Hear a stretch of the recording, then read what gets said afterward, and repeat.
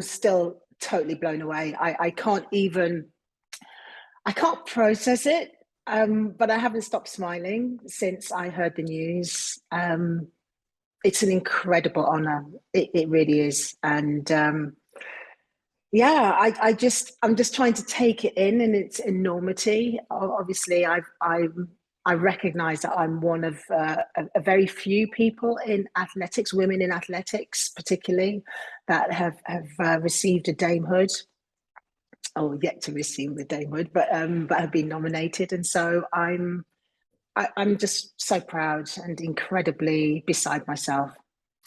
For me, I'd like to think that this is a recognition of the energy and the passion that I feel for sport, and how it really does change lives, and it should be sport for all. And so that's my sort of mission, to make sure that everybody has the opportunity to feel good about themselves, participate, create a physical literacy for themselves in any way, shape or form that leads to better health.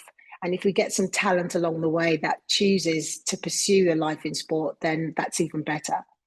Yeah, Sydney has got to be the pinnacle, hasn't it, really? It was, there's moments in your life where you feel that this is your time. And I always felt, even leaving the country and flying out to Australia, that this was going to be a defining moment for me. And whether it was a win or not, I just felt it was going to be seismic.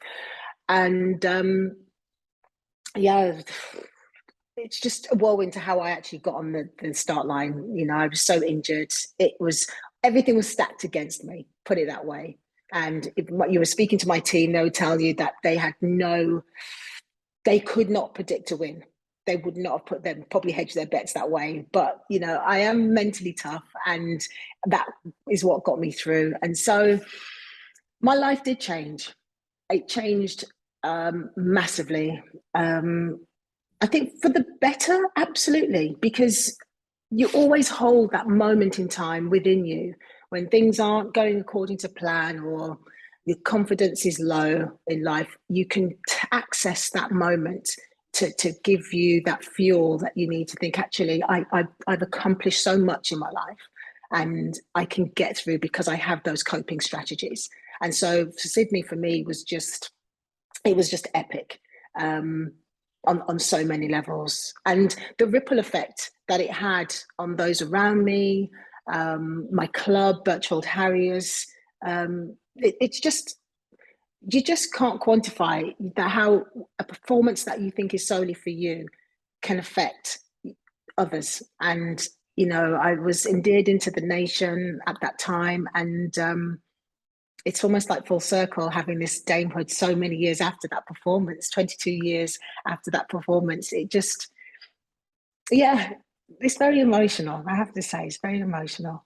Yeah, I absolutely. I think it's important for society and for people entering sport to understand that they have a place, no matter what you look like, your background, your ethnicity, your ability, physical abilities or not, that there is a place for you within sport. And the Commonwealth Games gives that platform. And so we have to be far reaching.